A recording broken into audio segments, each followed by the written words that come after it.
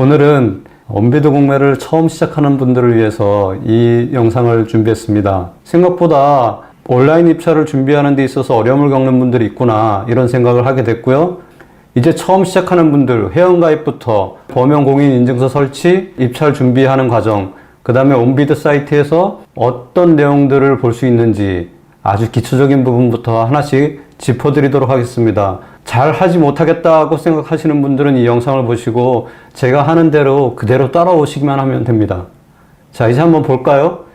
여러분들이 보시는 이 화면이 여러분들이 원비드 사이트에 접속하면 볼 수 있는 그 화면입니다.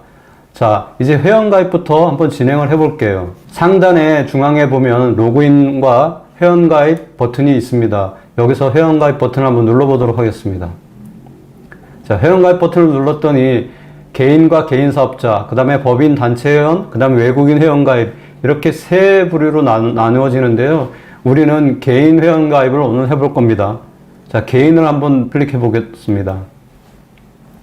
자, 원래 저는 오래전부터 회원가입이 되어 있었기 때문에 우리 스텝 중에 회원가입이 되어 있지 않은 분의 이름과 주민등록번호를 이용해서 오늘 회원가입을 해보려고 합니다. 여러분들이 처음 하시는 분이라고 생각하고 제가 준비했으니까 그대로 따라 하시기 바랍니다. 자, 회원가입을 버튼을 누르면 약관 동의가 나옵니다.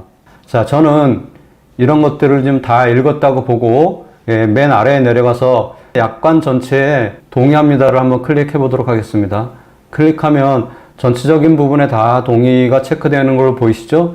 자, 이렇게 하고 그 다음에 회원가입하고자 하는 분의 성함을 적으면 됩니다. 자, 저도 적어 볼게요. 여러분들도 한번 적어 보시기 바랍니다.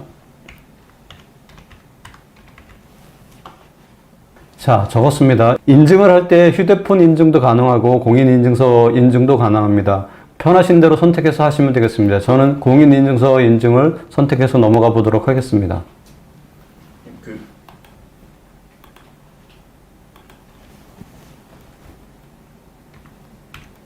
자, 실명 인증이 완료됐습니다.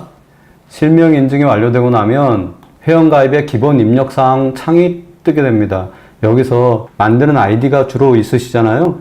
그걸 그대로 이용하셔도 될 것 같아요. 네, 중복 체크하시고 확인 누르시면 됩니다. 비밀번호 설정해 주시고요. 각자 설정해 주시기 바랍니다. 네, 비밀번호가 일치하도록 비밀번호 설정한 다음에 전화번호 입력하시고 원비드에서 제공하는 공매 정보 안내 메시지를 수신합니다. 네, 예 하겠습니다. 자, 그 다음에 이메일 주소 적겠습니다. 진행 상태 정보를 수신합니다. 원비드 이 소식지를 수신합니다. 예 하겠습니다. 주소 적겠습니다. 네, 주소 다 적으셨으면 그 다음에 개인정보 유지 기간이 있는데요. 이 개인정보 유지 기간을 대략 한 3년 정도로 해놓으면 자주 바꿔야 되는 일 없이 사용하실 수 있을 거라고 보입니다. 전체적으로 고객 만족도 조사 동의한다고 하고 모든 필수 입력 창을 다 입력하시고 이제 확인을 누르도록 하겠습니다. 여러분들 여기서 궁금하신 부분은 없으시죠? 아주 간단한 내용들입니다. 자, 이제 보시면 회원가입이 완료되었습니다. 자, 회원가입이 완료된 다음에 다시 로그인 창으로 가보도록 하겠습니다. 자, 본인이 만든 아이디와 비밀번호로 로그인을 해보도록 하겠습니다. 자, 로그인이 됐죠? 로그인이 되면 팝업 창도 뜨고 알림사항들이 뜨게 됩니다. 그리고 이제 본인 이름으로 로그인이 된 것을 확인할 수가 있습니다. 상단에 보면 누구누구님 이렇게 해서 개인 회원이라고 표시가 나타나게 됩니다. 그러면 이제 여러분들은 원비드 사이트에 정식 회원이 된 것입니다. 이제부터 여러분들은 원비드 회원이 되셨으니까 이 사이트를 통해서 물건을 검색하시고 또 입찰하시고 낙찰 받으셔서 경제적인 자유를 누릴 수 있는 기초를 이제 만드신 겁니다. 이제 입찰을 위해서 꼭 필요한 범용 공인인증서 설치에 대한 부분을 한번 말씀드려 보겠습니다. 범용 공인인증서란 흔하게 은행 사이트를 이용하실 때 가지고 계셨던 공인인증서와는 조금 다릅니다. 그래서 앞에 범용이란 말이 붙었죠. 기본적으로 이 범용 공인인증서는 무료로 발급이 되지 않고 유료 발급입니다. 대략 부가세 포함해서 4,400원의 수수료가 소요됩니다. 네, 광주은행 홈페이지에 들어왔습니다. 여러분들은 여러분들이 거래하는 은행의 홈페이지로 들어가시면 됩니다. 보통 은행 홈페이지에 들어오시면 메뉴들이 거의 내용들이 비슷하니까 크게 차이가 안 날 거예요. 그러니까 제가 얘기하는 대로 그대로 한번 따라 해보시기 바랍니다. 자, 보통 은행 홈페이지에 들어가시면 공인인증센터가 첫 페이지에 보입니다. 공인인증센터를 찾아서 한번 들어가 보도록 하겠습니다. 자, 클릭했습니다. 우리가 해야 될 거는 공인인증서 발급이죠. 그래서 공인인증서 발급 메뉴를 찾아서 다시 그걸 클릭하도록 하겠습니다. 자, 공인인증서 발급 창으로 왔는데 보안 프로그램을 설치하라는 창이 뜨게 됩니다. 그러면 당황하지 마시고 설치 프로그램으로 이동하시면 되겠습니다. 확인을 눌러서 보안 프로그램 설치 창으로 가보도록 하겠습니다. 이 보안 프로그램 설치 창으로 오면 무언가 하나라도 설치되어 있지 않다는 의미가 되고, 그러면 다음 단계로 넘어갈 수가 없어요. 그러니까 몇 개가 설치되어 있든 상관없이 여러분들은 보안 프로그램 전체 설치 버튼을 눌러주시면 간단하게 해결됩니다. 저도 한번 눌러볼게요. 그러면 어떤 프로그램을 설치하겠다는 안내 창이 뜨게 되고, 여러분들이 확인을 눌러주시면 보안 프로그램이 자동으로 설치되게 됩니다. 간단하죠? 어렵지 않습니다. 프로그램이 설치되고 있는 상황을 보여주죠. 워킹이라고. 마무리될 때까지 한번 기다려 보겠습니다. 안내가 떴네요. 설치가 완료되었다고. 누르겠습니다. 페이지 새로 고침을 한번 해보도록 하겠습니다. 그러면 다시 보안 프로그램이 다 설치되어 있는지 확인을 해봅니다. 자, 확인이 다 됐어요. 그러면 메인 페이지로 이동 버튼을 클릭하도록 하겠습니다. 메인 페이지로 다시 돌아왔죠? 인증센터로 다시 가보도록 하겠습니다.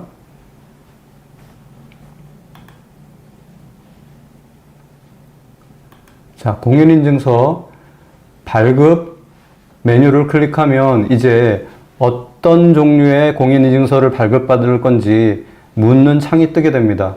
그때 우리는 여기서 범용이라는 걸 선택하셔야 되겠죠? 클릭해 보겠습니다. 넘어오면 여기에서 약관 보기 이런 것들이 쭉 뜨는데 보통 동의하지 않으면 안 넘어가니까 우리는 다 동의하도록 하겠습니다.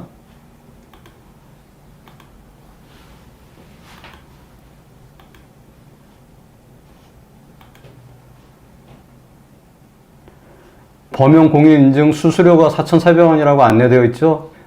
그 부분은 본인이 계좌에서 출금할 수 있도록 해야 합니다. 그래서 거래은행에 본인이 거래하는 계좌가 있고 그 계좌에서 수수료가 자동으로 출금되게 됩니다. 자, 계좌번호와 계좌 비밀번호, 그 다음에 생년일 앞에 6자리를 넣고 다음을 한번 클릭해 보겠습니다. 본인의 정보가 쭉 뜨면서 수정할 게 있으면 수정하라고 이렇게 나오죠. 자, 인증 요청을 한번 해보겠습니다. 네, 인증을 누르면 보통 본인의 휴대폰으로 은행에서 범용공인인증서 발급을 신청하셨는지 묻는 전화가 오고 거기에 확인을 해주시면 인증이 완료됩니다. 여러분들이 인증하시면 다음 단계로 넘어가실 수가 있습니다. 자, 이제는 보안카드 정보 입력이라는 게 뜨는데요. 꼭 보안카드가 아니고 휴대용 번호 발생기가 있죠. 네, 그걸 이용하시는 분들은 그걸 사용하시면 됩니다. 보안카드에 대한 내용을 한번 입력해 보겠습니다.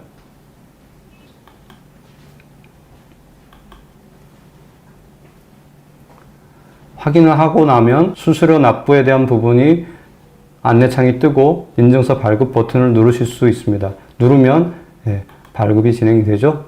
자, 한번 발급 받아보겠습니다. 이동식 디스크를 사용하는 게 여러모로 편리합니다. 자, 이동식 디스크에 한번 받아보겠습니다.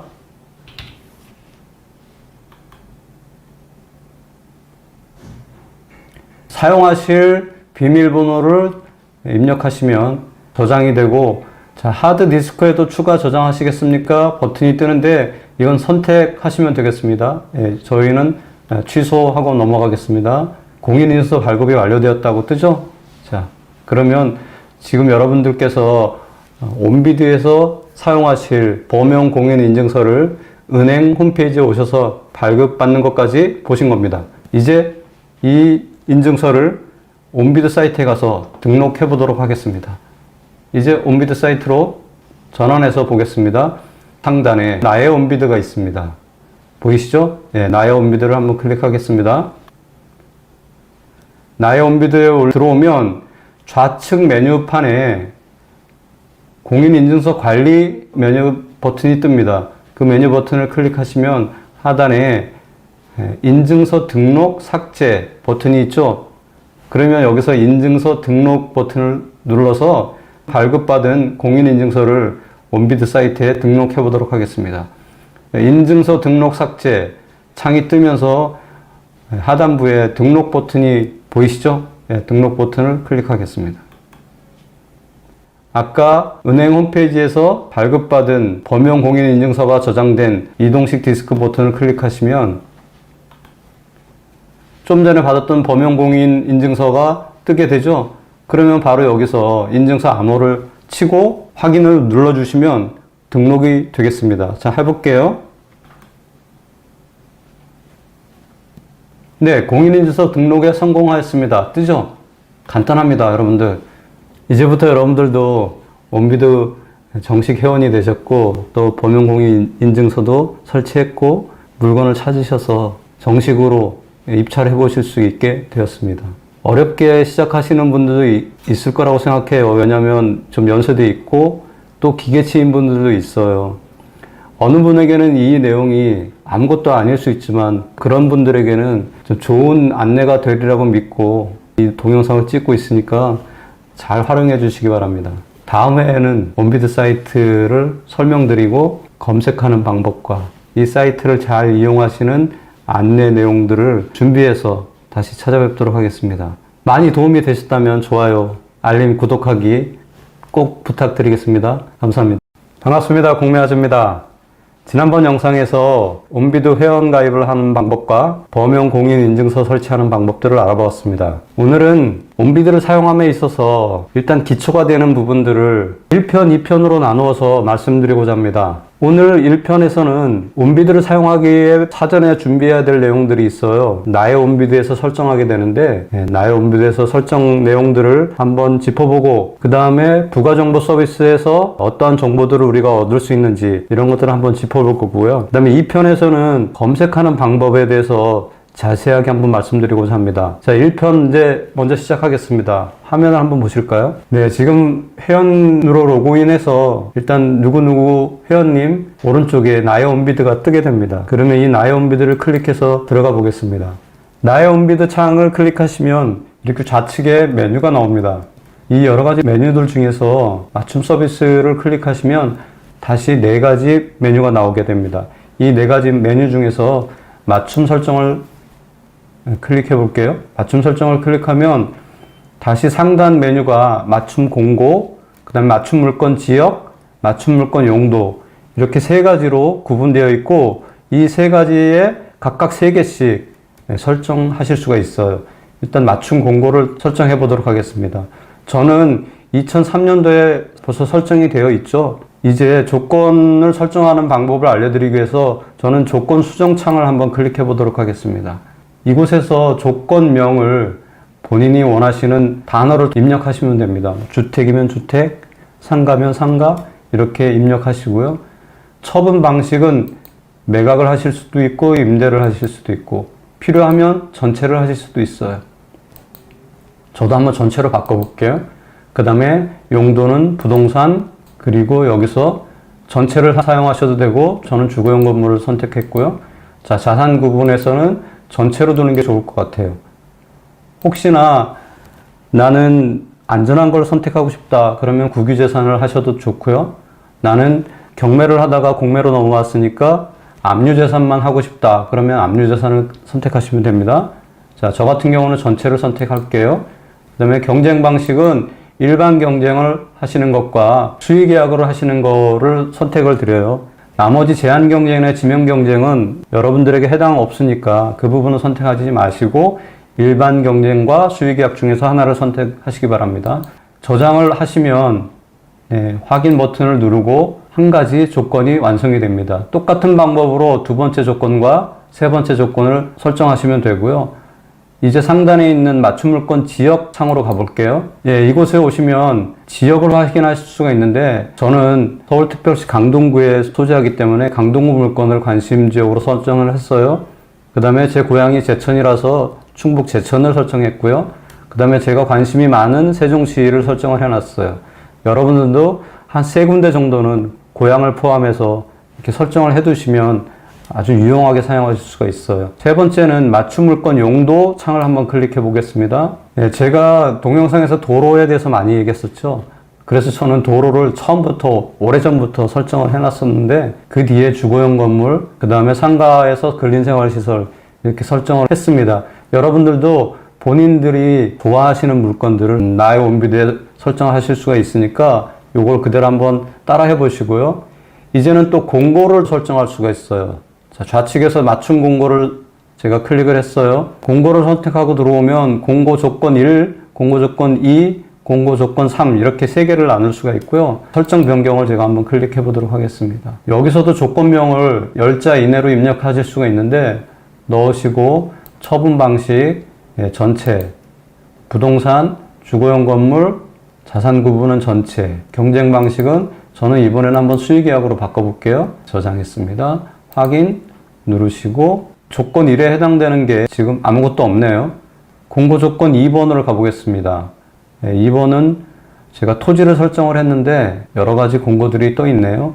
설정 변경을 통해서 똑같은 방법으로 설정해 주세요. 저장. 공고 조건 3번째. 저 같은 경우는 3번에다가 주차장을 설정을 했는데 주차장에 관련된 임대 공고들이 계속 떠주죠. 이런 것들을 원하실 때 맞춤 공고를 선택하시면 되겠습니다. 맞춤 물건 지역, 관심 지역 1번과 관심 지역 2번, 3번 맞춤 서비스에서 설정했던 것들을 여기서 다시 볼 수 있도록 세분화해 놨습니다. 용도도 아까 맞춤 설정에서 했었죠. 여기서 다시 볼 수 있도록 세분화해 놨고요. 이렇게 해 놓으시면 본인이 원하는 물건, 본인이 원하는 공고 이것들이 온비드 스케줄에 뜨게 됩니다. 온비드 스케줄 메뉴를 클릭한 화면입니다. 이 화면에 보면 캘린더가 나오고 그 캘린더에 따라서 내가 관심 물건으로 설정했던 것들이 어느 날 하게 되는지 그 물건이 몇 개인지 이런 것들을 볼 수가 있습니다. 아주 편리하죠?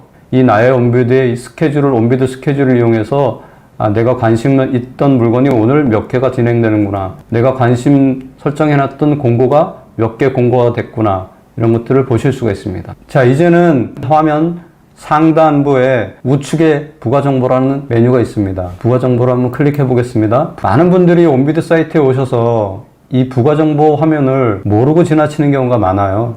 근데 이 부가정보 화면에는 너무나 다양하고 너무나 알찬 정보들이 가득 들어있다. 동영상을 통해서 공부하시고 온라인 교육 사이트를 통해서 공부하시게 되는데 공매를 정확하게 알려주는 유튜버나 사이트가 많지 않죠. 근데 온비드는 자체 사이트 내에서 다양한 정보와 그 다음에 안내사항들 또 법률적인 문제들 이런 것들을 다 잘 정리해서 화면에 넣어놨어요. 그런데 이 부가 정보가 너무 많이 알려지지 않아서 다른 곳에 가서 정보를 찾으려고 애를 쓰시는 분들이 많아요. 그래서 제가 오늘 이거를 꼭 알려드리고자 합니다. 이 부가 정보에 들어오시면 정보마당이라는 메뉴가 좌측에 있는데 이 정보마당에 여러 가지 내용들이 있습니다. 뉴스 칼럼, 공매 전문가 정보, 용어 세금 대출, 부동산 시세 정보, 중고자동차 불용품 정보, 심지어는 회원권 시세 조회까지 가능해요. 그다음 관련 사이트로 갈 수 있는 내용들. 또 정보마당 외에는 법령 및 규정,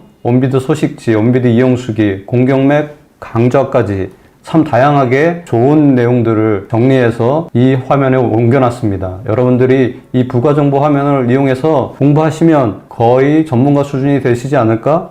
그렇게 생각합니다. 자, 뉴스 칼럼 한번 볼까요? 여기에도 온비드 전문가 칼럼이 또 존재해요. 여기에 보면 181번까지 전문가들이 칼럼을 써서 올려놨죠. 이것들을 하나씩 읽으신다면 얼마나 많은 도움이 될까요? 조인스랜드 뉴스 있죠? 돈 되는 특급 정보 클릭 한번 해볼게요.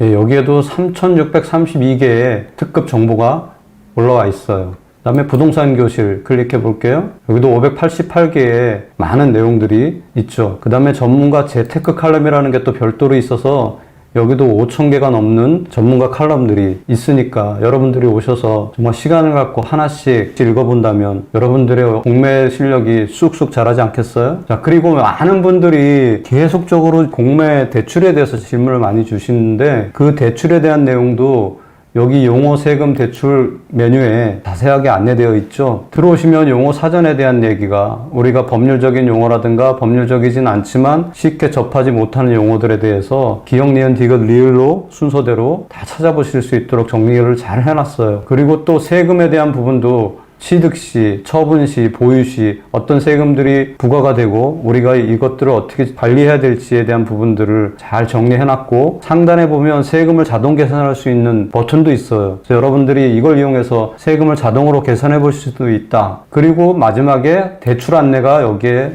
자세하게 안내되어 있어요.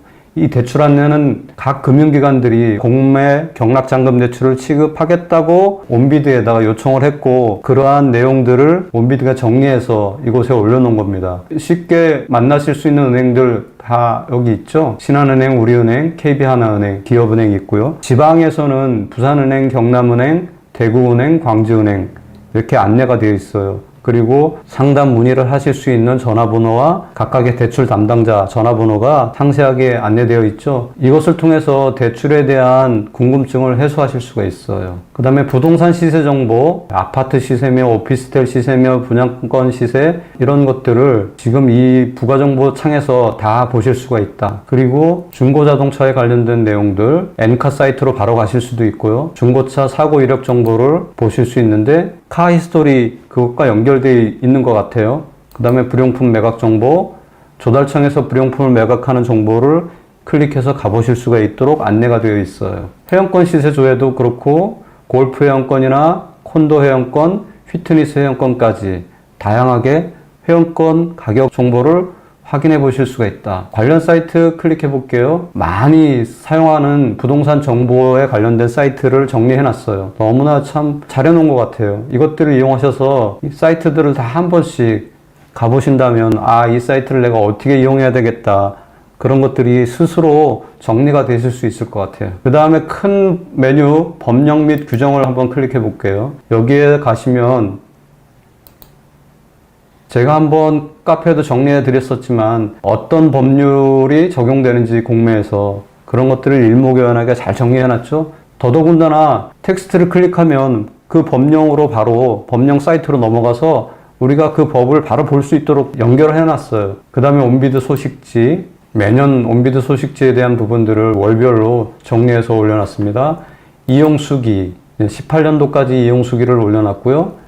공경맥 강좌 부분, 여기에서는 뭐 여러 가지 강좌를 다 보여주지는 않지만 온비드에서 2015년도에 촬영해서 올려놓은 강좌 2개를 볼 수가 있어요. 그래서 하나는 금융 강좌, 하나는 온비드 이용 설명회. 현재는 이 내용이 많지는 않지만 여러분들이 이것도 한번 클릭해서 동영상을 시청해 보시기 바랍니다. 온비드 사용법에 대한 내용을 2편으로 나눠서 찍는데 그 중에 1편을 지금 찍었습니다. 정리해드리면 나의 온비드를 잘 설정해서 사용하시자. 두 번째는 부가정보 화면을 이용해서 온비드의 각종 안내된 정보들, 아주 알짜 정보들을 이용해서 자기 자신의 실력을 상승시켜보자. 이 2가지 내용을 말씀드렸어요. 공매아지입니다. 지난 시간 영상을 잘 따라오신 분들은 회원가입, 범용공인인증서 등록, 나의 온비드 설정, 부가정보 서비스 이용에 관한 내용들을 잘 따라오셨을 거라고 생각합니다. 그러면 이제 여러분들은 온비드에서 좋은 물건을 찾아서 낙찰받고 성공적인 투자로 이끌어 가셔야 되겠죠. 그러기 위해서는 먼저 좋은 물건을 검색하는 방법을 알아야 합니다. 검색을 잘해야 좋은 물건을 찾으시겠죠. 자, 그러면 이제 온비드에서 좋은 물건을 어떻게 찾는지, 내가 원하는 물건을 어떻게 찾는지 자세히 알아보도록 하겠습니다. 자, 화면 보시죠. 온비드 창에 들어오시면 첫 번째 화면이죠. 이 첫 번째 화면을 통해서 검색하는 방법을 한번 보도록 하겠습니다.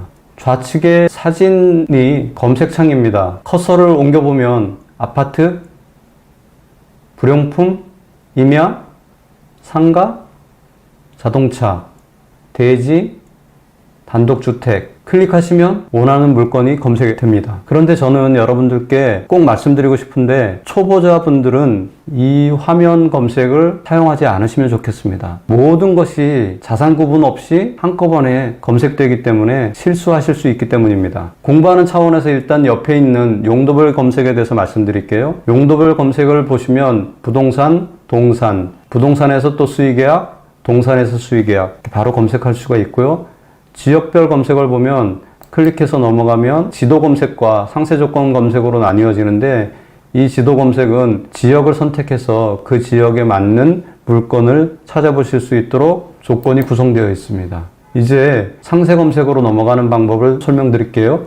상단에 있는 카테고리 부동산과 동산, 저는 일단 부동산부터 해볼게요. 부동산 홈으로 갈 수가 있습니다. 부동산 홈을 클릭하면 상세 조건 검색으로 넘어오게 되죠. 여러 가지를 체크하실 수 있도록 화면이 구성되어 있어요. 이 중에서 당황하지 마시고 원하는 부분을 선택하시면 됩니다. 매각 물건을 찾고 싶으시면 매각, 임대 물건을 찾고 싶으시면 임대, 날짜, 기간을 설정하실 수 있고 최저 입찰가도 설정하실 수가 있어요. 이제 용도 선택을 하게 되는데 이 용도는 토지를 클릭하시면 상세 내역이 또 나오죠. 이것들 중에서 하나를 선택하실 수도 있고 전체를 선택하실 수도 있습니다. 그 다음에 주거용 건물, 상가용 마찬가지고 산업용도 마찬가지고 용도 복합용도 마찬가지입니다. 이렇게 상세하게 용도를 설정하실 수 있고 나는 감정평가가 얼마 금액 이내에 있는 게 좋겠다 하시면 금액 설정하시면 되고요. 부동산이나 동산의 소재지를 설정하실 수가 있어요. 그래서 그 소재지는 버튼을 클릭하면 각각의 특별시와 강역시, 세종특별자치시 이렇게 다 나누어 보실 수가 있죠. 전체로 한번 클릭해서 보겠습니다. 면적, 건물 면적 다 나누실 수가 있고요. 유찰 횟수는 여러분들이 많은 유찰이 이루어진 물건을 보고 싶다 할 때 설정하시면 됩니다. 유찰이 많으면 가격이 많이 저감되어 있을 거라는 생각이 드시죠? 그럴 때 나는 많이 유찰돼서 싸게 살 수 있는 물건을 검색하고 싶다. 그럴 때 이 유찰 횟수를 사용하시면 아주 유용합니다. 저는 한번 4회에서 10회 이렇게 설정해 보도록 하겠습니다. 지분 물건 여부 이렇게 되어 있는데 지분 물건은 공유자 지분 이걸 얘기합니다. 그래서 공유자 지분 물건은 나는 어렵다 생각하시면 지분 물건 제외를 클릭하시면 되고요. 나는 지분 물건만 보겠다 그러면 지분 물건에 클릭하시면 되겠습니다. 저는 전체를 놓고 보겠습니다. 이제 자산 구분인데 이 자산 구분이 제가 동영상을 따로 찍은 적도 있어요. 오늘 자세하게 한번 설명드려 볼게요. 일단 앞에 캠코 물건과 이용기간 물건 크게 두 가지로 나뉩니다. 캠코 물건은 캠코가 소유권을 가졌다는 뜻이 아니고 캠코가 주관해서 이 물건을 매각하고 있다 이렇게 이해하시면 됩니다. 더 쉽게 얘기하면 사진을 올리거나 개찰을 하거나 전화를 받거나 통지를 하거나 이런 모든 사무적인 일을 캠코가 하고 있다 이렇게 보시면 되고요. 이용기간 물건은 이용기간이라는 것은 회원입니다. 우리도 온비드 사이트에 회원가입했는데 우리는 물건을 사려고 회원가입했잖아요. 이 이용기간은 물건을 팔려고 회원가입한 기간들입니다. 그래서 우리는 무료 가입했지만 이 이용기간들은 유료 가입입니다. 돈을 내고 가입한 다음에 이 온비드 시스템을 이용해서 부동산이나 동산을 팔고 있는 겁니다. 그래서 그 이용기관들이 내놓은 물건들이 이 뒤에 나오는 거겠죠? 자, 이제는 세부적으로 들어가서 캠코 물건 중에 압류재산이라고 있습니다. 이 압류재산은 세무관청이 체납자의 재산을 압류해서 그 물건을 이 온비드 시스템을 통해서 팔고 있다 이해하시면 됩니다. 많은 분들이 경매와 공매를 비교할 때 공매에서는 인도명령 제도가 없다 이렇게 말씀하실 때의 그 물건, 그게 이 압류재산입니다. 그렇다면 이 압류재산은 권리 분석이 필요하겠죠? 경매를 공부하고 오셔서 공매에서 물건을 검색하실 때 경매와 동일한 방식으로 하고 싶다. 그런 분들은 이 압류재산을 검색을 하시면 경매 물건과 동일한 방법으로 권리 분석해서 수익을 내실 수 있는 물건입니다. 자, 두 번째, 국유재산. 이 국유재산은 말 그대로 국가가 소유한 재산입니다. 국가가 소유한 재산이니까 등기부등본의 소유자 국가로 돼 있겠죠. 국으로 돼 있거나 기획재정부로 돼 있거나 국방부로 돼 있거나 아니면 산림청, 해양경찰청 뭐 여러 가지 국가기관들이 소유자이겠죠. 그런 물건들을 내다 팔 때 국유재산입니다. 그럼 이용기간에도 국유재산이 있는데 그럼 서로 다른 거냐? 그렇게 혼동이 되실 수도 있는데 좀 전에 제가 설명드린 것처럼 모든 사물을 캠코에다 맡기면 캠코 물건이 되는 거고요. 아니야, 우리는 사무적인 일도 우리가 할게. 그러면 이용기간 물건에 오게 되는 겁니다. 그래서 같은 국유재산이지만 누가 사무 처리를 하느냐에 따라서 아래 위로 구분돼서 나오게 됩니다. 이해되셨죠? 자, 그 다음에 수탁재산이 나오는데 이 수탁재산은 뭐냐면 원비드 사이트를 이용하는 많은 금융사들이 있는데 특히나 많은 금융사들 중에 신탁사들이 많이 있어요. 그 신탁사들이나 또 다른 금융기관, 또 다른 주식회사나 아니면 법인 이런 곳에서 내다 파는 물건들이 이 수탁재산에 오게 되는데 이 수탁재산이라는 표현은 모든 절차를 다 캠코에다가 위탁했다. 캠코 입장에서는 내가 수탁받았다. 위탁받았다. 그래서 수탁이라는 표현을 썼어요. 그래서 수탁재산이고요. 여기에는 기타 일반 재산이 있다가 설명드리겠지만 이 두 가지 물건에는 입찰 공고문 또는 매각 공고문이라는 별첨 파일이 붙어 있거나 아니면 공고문이 붙어 있어요. 그 공고문을 자세히 읽어봐야만 되는 그런 주의사항이 좀 필요합니다. 유입자산을 설명드릴게요. 유입자산은 뭐냐면 한국자산관리공사가 차상위 계층이라고 하는 분들 있죠. 좀 생활이 어려운 분들, 그런 분들께 지원 사업을 많이 합니다. 그래서 보증을 서거나 대출을 하거나 이런 일들을 하는데 그거에 관련된 부동산이 경매로 넘어가는 경우가 자주 일어납니다. 그런 경우에 캠코는 손실을 보지 않기 위해서 일정 금액 이하로 유찰이 되면 경매장에 가서 직접 낙찰을 받아오게 됩니다. 그렇게 낙찰받아온 물건이 유입자산이라고 보시면 됩니다. 그래서 이 유입자산은 등기부가 깨끗하겠죠. 그리고 소유자는 캠코로 되어 있고요. 그래서 이 유입자산도 리스크 없이 여러분들이 검색해서 수익 나는 물건을 찾아보실 수 있는 물건 중에 하나입니다. 자, 수탁담보주택은 뭐냐면 캠코가 하는 일과 또 연관되어 있어요. 그래서 캠코는 신용회복을 지원하기도 합니다. 이 신용회복을 지원할 때 보통 국민들의 세금을 사용하게 되는데 밑빠진 독에 물붓기가 되지 않기 위해서 주택을 담보로 잡힐 수 있는 분들을 신용회복을 지원합니다. 이렇게 신용회복이 잘 되면 좋은데 되지 않고 다시 문제가 되면 그럴 때 담보로 잡았던 주택을 이 수탁담보주택이라는 이름으로 매각을 하게 됩니다. 그래서 유입자산과 수탁담보주택은 자주 볼 수 없는 물건이에요. 1년에 한두 번 정도 나온다고 이해하시면 되겠습니다. 자, 캠코 물건은 다 설명드렸고요. 이제 이용기간 물건을 설명드려 볼게요. 국유재산. 국유재산은 아까 말씀드렸죠. 국가가 소유한 재산. 공유재산. 공유재산은 공공기관들이 소유한 재산이라고 이해하시면 됩니다. 딱 머릿속에 떠오르시겠죠. 아, 국가가 소유한 재산? 공공기관이 소유한 재산? 그 다음에 캠코가 소유한 재산? 이것들은 위험부담이 별로 없겠네? 이런 생각이 드시죠? 맞습니다. 이렇게 클릭해서 검색하시면 권리 분석 안 하셔도 좋고, 그 다음에 위험부담도 없다. 이해하셨죠? 그 다음에 기타 일반 재산 설명드릴게요. 기타 일반 재산은 좀 전에도 말씀드렸지만 금융기관이나 일반 법인들이 내다 파는 물건인데 캠코에다가 모든 사물을 갖다 맡기지 않고 본인들이 직접 사물을 처리할 때 말 그대로 기타 일반 재산인 거죠. 그래서 기타 일반 재산 공매라는 이름을 붙였습니다.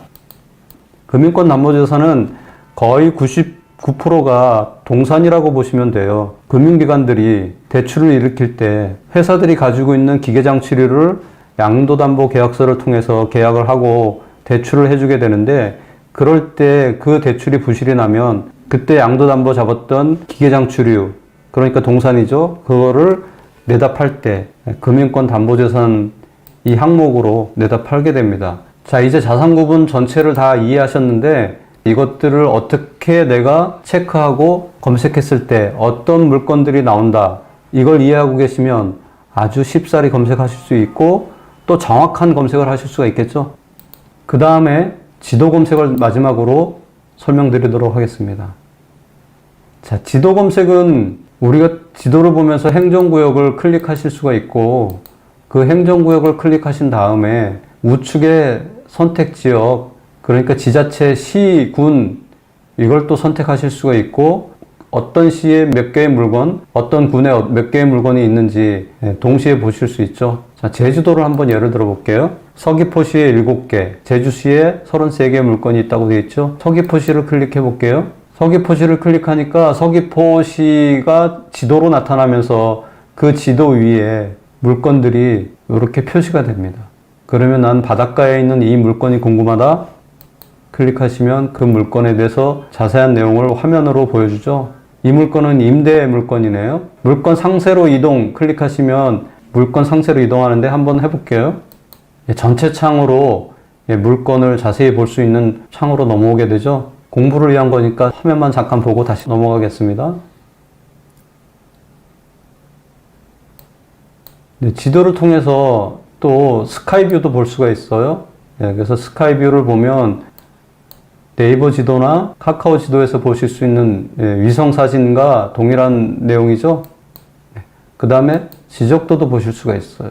여기가 상업지인지 일반 주거지역인지 계획관리지역인지 자연 녹지지역인지 색깔로 표시해 주죠.